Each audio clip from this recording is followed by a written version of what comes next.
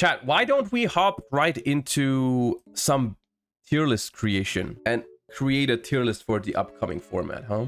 I think that sounds like a good idea. But it's Monday. See, the thing is, as long as no one tells the YouTube watchers that it's Monday right now, it can always be tier list Tuesday or tier list Thursday. It always works like that. We record them, it's just tier list Thursday, right? Doesn't matter. What's up, YouTube? Thank you for okay, no, never mind. I don't like the way I said that. I don't like the way I said that. No.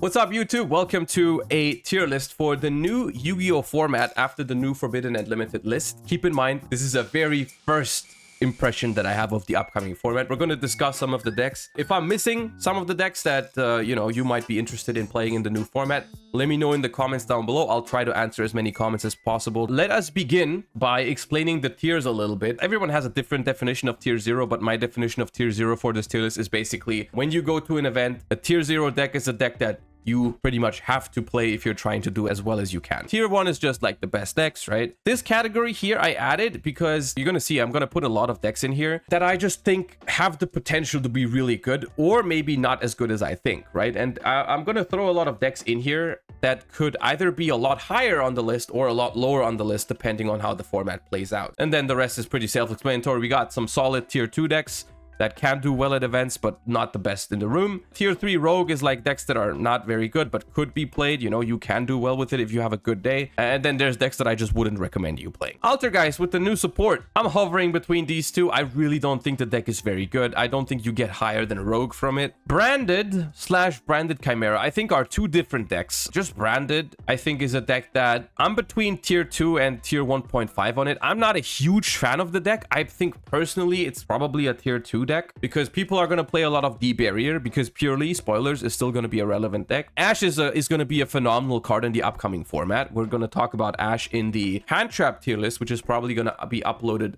a couple days after this one, so stay tuned for that. Most importantly, subscribe to the channel. I keep forgetting to tell you guys this, but if you want to support the channel and you like the content, make sure you're subscribed. Anyways, Ash is going to be a very popular card, and that's not very good for Branded. Also, Branded is never really in a good spot when people expect it, and I think right now Branded is a deck that people expect or are going to expect. Tier 2 for Branded.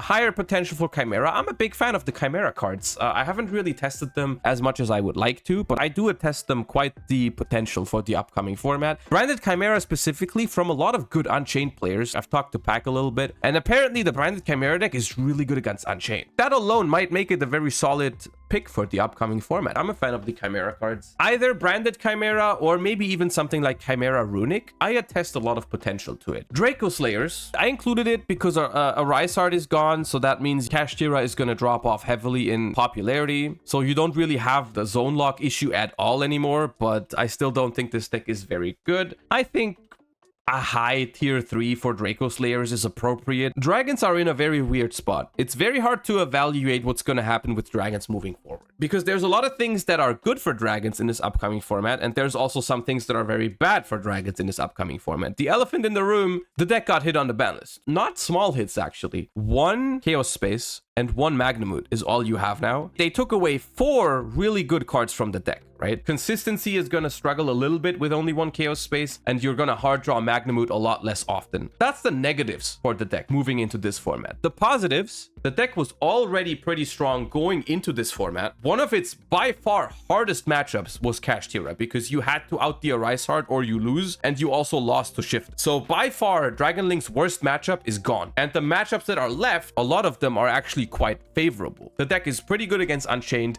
The deck is also pretty good against other like branded variations. The deck is good if Tearlaments come back. So for that reason, I'm going to throw Dragon Link into the potential category because I think it still has the potential to be a really good deck depending on its matchups in the format. If it's going to be what I expect, I think Dragons is still a top tier contender. Now we have some decks that I have included in the tier list because just a Rise Heart is gone, right? A Rise Heart is gone. You can use your graveyard again. What does this mean for Drytron? Does this mean Drytron is back? The answer to that is maybe. I hope not. I wish I could just tell you that this deck sucked and put it in the don't play it category. I don't think it's that bad. I still think there's some respect that people are going to have to put on Drytron's name in this upcoming format. I do think Drytron does get like drive-by hit by a lot of cards that I think are going to be very good in this format. Ash Blossom is going to be in almost everyone's main deck because it looks very solid. Imperm is also going to be very popular. I don't think people are going to main deck Droll and Lockbird, but there is some decks in here where Droll is really strong, and I think Droll is a card that people will end up side decking in the beginning of the format a lot. The same is true for Bystials, right? Dragon Link is going to main deck Bystials. Almost all other decks are going to side deck Bystials because they're really good against Unchained and some other stuff. If people play a lot of those cards in their side decks, I think this deck is like tier 3. If maybe some people aren't, then maybe it's a low tier 2. I think it's between those two. Because this is my tier list and because I don't like Drytron, I'm going to put it high tier 3. Drytron enjoyers are going to spam the comments with, oh my god, you're underestimating Drytron, as they always do, and then they don't perform. That's how it always goes. It's up to you guys to prove me wrong. I don't like Drytron. I don't think Drytron is that great. I'm not going to play Drytron. Prove me wrong. All right. Dark World, on the other hand, I think is back in a solid tier 2 position because you have your graveyard again. And let me be honest, Dark World is a very scary deck to face. Like, that deck has some solid power in breaking boards, and even going second, all engine hands for Dark World can still be really, really powerful. And you can build your deck in a really ignorant way if there's no Arise Heart in the format. But like I said with Drytron, people are going to be on Droll, in the side deck at least. People are going to be on some other hand traps. People might be on Bystials. There's definitely things people can do to interrupt Dark World. The deck is still scary, so I would advise you, even if you're not playing Dark World yourself, think about what kind of cards you can play in your side deck that are good against the meta, but also cover stuff like Dark World, right? That's where a card like Bystials really shine. If people sleep on it, if people don't properly prepare for it, that deck could top like YCSs and stuff if it catches people off guard, for sure. I've previously always put Eldlich into don't play it category because if you want to play a trap deck, play Labyrinth. I still think that's true, but the deck is still not worse than these other decks in tier 3. So I guess I was being a little bit unfair towards Eldlich. Heroes is probably one of the most requested decks whenever I've made these tier lists. I didn't include Heroes because I never thought it was that relevant, but I don't think it sucks. I genuinely think it's better than most of the other decks or all of the other decks we have in tier 3 right now. I will say Hero has one big issue, and that is pretty bad against Nib, and Nib is going to be a card this format. Like, Nib is a solid card against a lot of decks in the format right now. People are going to at least side deck Nib. That's a problem for Heroes, but other than that, the deck is playable, right? If you really enjoy Heroes, you need a special reason to play these tier 3 or rogue decks, right? You need to really love the archetype, or it needs to be budget, or it just really needs to be your thing, right? And if Hero is your thing, you can play it. It's not unplayable. Exosister. I have changed my view on Exosister a little bit in the past because we brought it to Master Duel Worlds and it actually performed decently well. In this upcoming format, I'm not sure how good it is. I don't really see a reason to play Exosister over other decks. If you really want to play a shifter deck, I do think Flu is a better deck than Exosister. It's probably the best out of the tier 3 decks. Flu, on the other hand, is not bad, surprisingly. Shifter is looking strong in this upcoming format, and that's also what Exosister's got going for it. Flu just won a YCS, and I'm still not putting it higher than tier 2. It's very repetitive, but Flu is just a deck that I think has major consistency issues. Okay, I'll say this much. If Unchained becomes the most played deck by far, then the deck is here because it has a very good Unchained matchup. Right now, it's looking like it. It's looking like Unchained is going to be a very, very big thing in the upcoming format. I still think this deck is not very good to join a very big tournament with because it has consistency issues. Like, most of the time, if you make top cut with this deck, at some point you will probably break, and there are ways to prepare for this deck, right? If this deck is actually popular, there is great ways to prepare for Flunder. Tikaboo, Zombie Worlds, right? Remember Tearlament format, where Flu was actually a consideration in people's deck building. People would play Zombie Worlds left and right, and if people do that again, you're gonna have trouble. So I don't think this is a very good choice, but okay, tier 1.5 / potential. Fine. Let's get all the Cyberse piles out of the way. And no, Salamangreat is not a Cyberse pile. We'll talk about Salamangreat later. That's a different deck. I think Adignister is the first deck I'm going to put into the don't category, simply because Purrely is a thing. Purrely has a Towers monster in X Purrely Noir. Take this as advice for the upcoming format. If you're playing, any deck in the upcoming format should have a plan to out a Towers monster like X Purrely Noir. Every deck should have that. Some way to tribute your opponent's monsters. Maybe you have Thrust into Herald of the Abyss. Whatever. Some way to out it. right? You need it. And if decks have that, it's just very bad to play Adignister. And I'm not gonna get into like the freaking Frankenstein abominations of like playing Adignister with Mathmech Circular in it and shit like that. I don't want to deal with that mentally. I'm not in the place right now to think about that kind of stuff. When I think of Adignister, I just think of the Towers deck. Don't do that. All right, don't do that. Marin says could be okay. Solid 1-card combo deck, can fit a lot of hand traps. I don't hate it. It's an alright deck. I don't think it's crazy good, but it's playable. Mathmech, about the same. I don't like it. You guys know I hate Mathmech, but when I make a tier list like this one, I try to distance myself from the fact that I just don't like how a deck plays. I hate Flu as well, but I can see why it would be good. I hate Mathmech, and I don't really see why it would be particularly strong in this upcoming format. I don't see it. Let's get into another category of decks, which are the decks that just go first and try to win the game on the first turn. The 4 biggest offenders of that are probably Infernoble, Mannadium, the Synchron deck, and Plants. I think those decks are gonna be in a middle tier position in this upcoming format. Like I said, I think people are gonna play a decent amount of hand traps, and if they're not main decking a lot of hand traps, they're gonna side deck a decent amount of hand traps, because people will respect Infernoble and Mannadium at the very minimum, because those 2 decks have been popular. They have not been like the most played decks, but if you go to a YCS, you definitely expect to see Mannadium or Infernoble, and I think that's gonna carry over. I still think that Infernoble and Mannadium are respectable tier 2 strategies, right? Like, Mannadium is, I think, the better one of the 2 because it's got the counter trap. Infernoble also got some stuff going for it. I think both of those decks are all right moving forward. The Synchron combo deck, I thought it was better when I first looked at it, but it just didn't perform at all. I think it's just a tier 3 strategy at this point. Rika, pretty much the same, honestly. Middle of tier 2, I don't think it does anything particularly well. In my mind, once again, take it with a grain of salt, because I'm not the biggest fan of these types of decks, so I tend to not spend hours and hours and hours in testing. So for me, most of my experience comes from playing against these decks, right? And for me, playing against Mannadium, playing against Rika, and playing against Infernoble, it feels almost the same. And in power level, they also feel kind of similar, right? So that's why I'm putting them very close to each other. They can only really shine if people don't play hand traps, but I don't think that's the time for it. They are to be respected,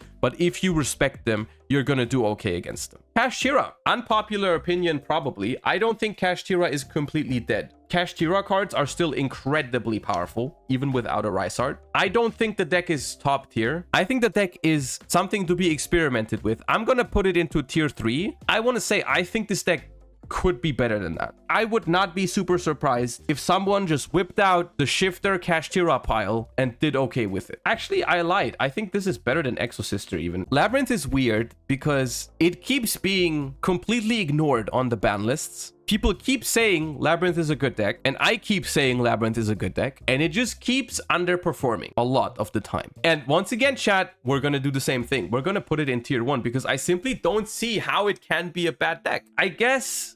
No, okay, no, I'm thinking about it more. Okay, if you build a side deck for this upcoming format, you need to have something for Labyrinth in there. There has to be something, which is not very good for Lab, right? Unchained is also a very tough matchup. Okay, I've convinced myself into throwing it here. It's definitely part of the meta. It's strong. As soon as people stop respecting it, it's gonna get tops, maybe even wins. I'm just wondering why the tier 1 slot is so empty, but it's like there's so much uncertainty with some of these decks that I'm throwing in here. But okay, Mikanko, I don't think it's that great. It's a budget option for sure. However, I think if you play something like Blind Second Mikanko, you still want to have thrust, so it's not that budget if you play the optimal version. But yeah, Naturia Runick, as much as it pains me to say it, don't play this deck. One tree is not manageable. It just does not have the grind game without the Sacred Tree. It's not there. Don't play this deck. Thunder Runick is, I think, a respectable tier 3 strategy. I think it's quite interesting. I think it's solid. I don't think it's the best version of Runick's, which is why I'm putting it into tier 3. And now we're getting into some actual very good deck territory. Purrely is a tier 1 deck. The matchups are very balanced across the board. That's one thing I really like about Purrely. It's like it doesn't have that one matchup it just can't beat. That's a very, very big advantage when choosing a deck for a format that's looking to be quite diverse. And having a deck that is just like a solid piece that is going to do okay against everything is very valuable if you're looking for consistency. And Purrely does that. People are going to prepare for Purrely. People will have outs for Noir in their decks. People will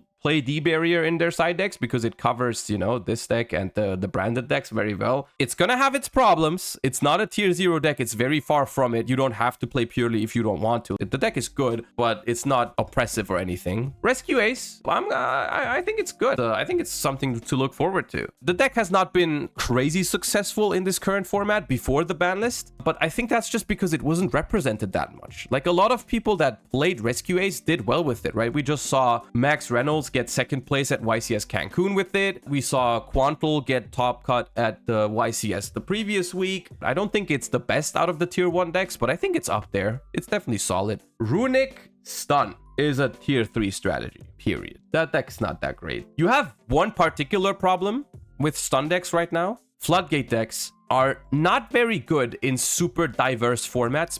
As weird as it sounds, not every Floodgate is good against every deck, right? You play Tikaboo and it's really good against some decks, but not good against others. You play Gozen Match, it's good against some decks, but really bad against others, so on and so forth. It's really hard to find a Floodgate that just beats every deck when you have this many viable decks, right? Salamangreat, huh? Just got new support and Gazelle got back to 3. I will preface this by saying one thing. I played Salamangreat a couple weeks ago at locals. The report of that is on YouTube as well. You can check it out if you want. In that video, I said I enjoyed the deck a lot, but it didn't feel like a top tier deck. And there's two things that need to happen for me to consider this deck again. The first thing was Arisart needed to be banned and Gazelle needed to go to 3. 2 weeks later, both of those things happened. I will admit, I am on a massive amount of copium right now. Salamangreat is on the list of decks that I want to try for YCS Dortmund. It is on there because I really do like the way this deck plays. I think it's a strong mid-range deck. Let's face it, its end boards are not the strongest. It only sets up basically Salamangreat traps like Rage and Roar. It kind of reminds me of Unchained in some ways because the Unchained end board is also not super oppressive. Like, a lot of decks will be able to play into it and have a good game, but Unchained also has insane follow-up. Salamangreat also has insane follow-up. The deck has its problems, right? It's considered a very fair deck for a reason. I'm gonna put Salamangreat in here. I think it has the potential to be a good deck in the upcoming format. Maybe I'm just on massive copium. The deck has problems with Nibiru, but I think that's pretty much the only problem you really have in the current format. Let me cope on it, and if you are coping on it as well, just know that you're not alone.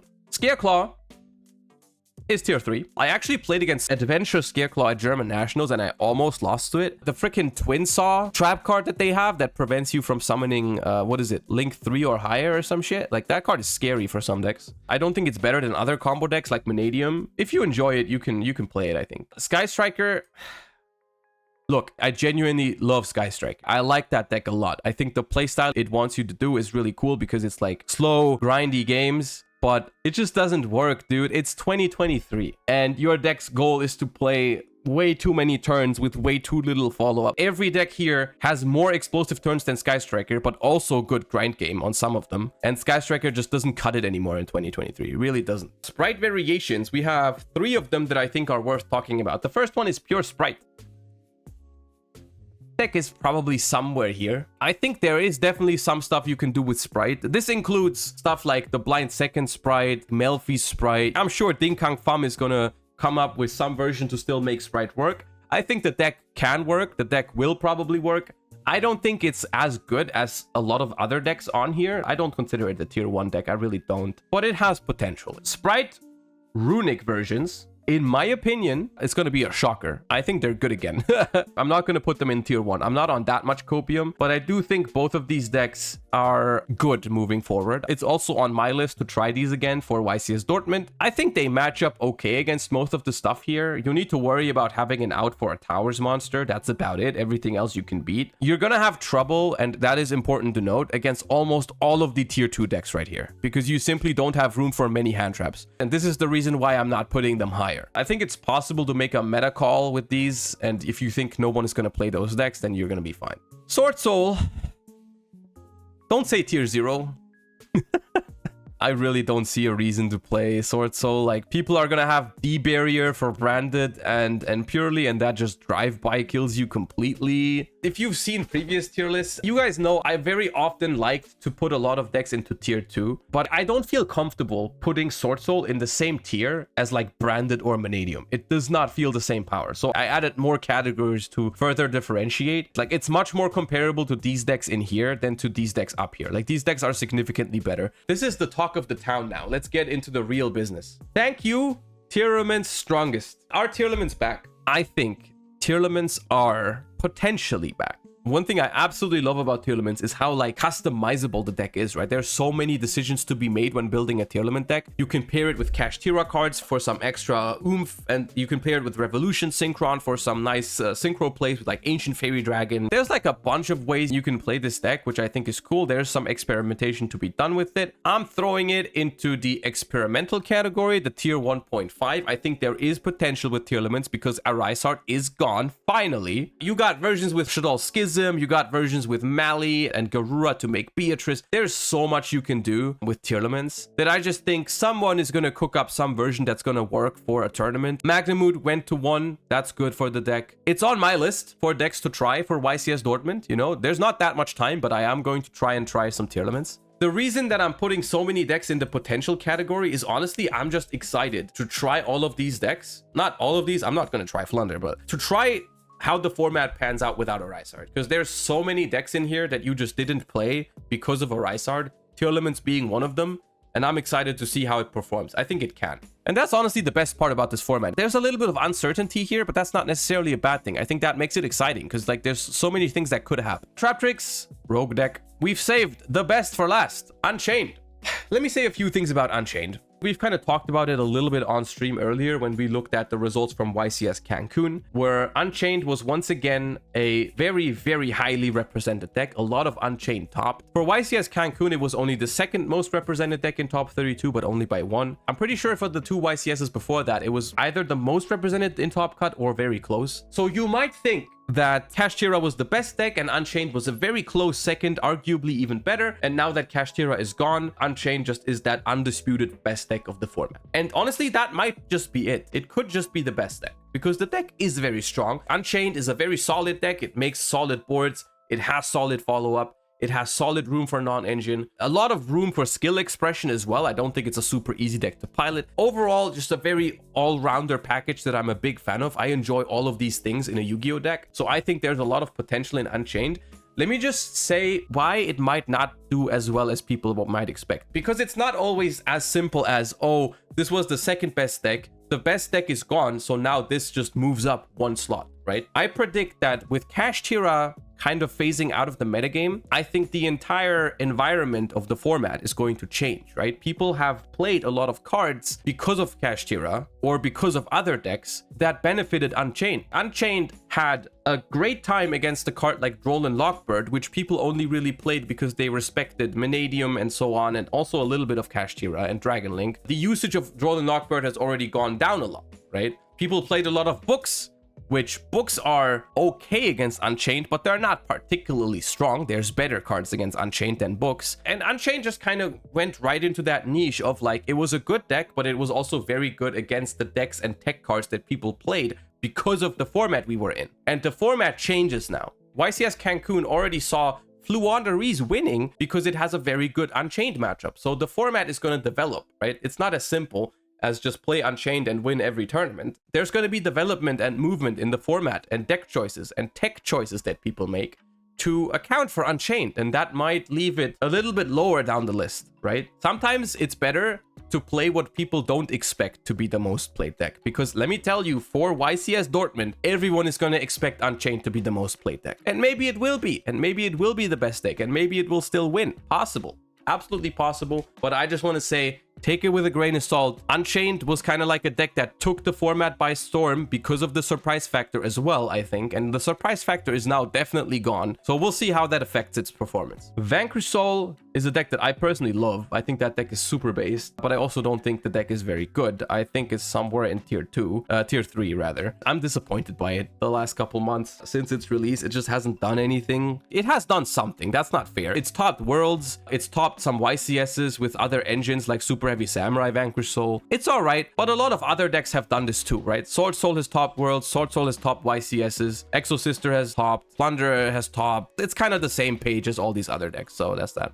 Alright, I think this was a long video, but I had a lot to say about a lot of different decks. I hope you enjoyed it. Once again, if you enjoyed the content, make sure to subscribe to the YouTube channel and let me know down below what you think of the tier list, and if there's any decks that I've missed, I'll try to tell you what I think about them in the comments down below. Let me just preface this. I think this is looking like a very exciting format. We have no clear tier 0 decks, nothing that will dominate completely. A lot of tier 1 decks that are looking very solid. A lot of tier 1.5 decks that are looking like they have some potential to be experimented with. I'm looking forward to it. I think YCS Dortmund's going to be very exciting. Let me know what you think of that in the comments down below, and hope you have a great day. Thank you for watching, and yeah, bye YouTube, goodbye.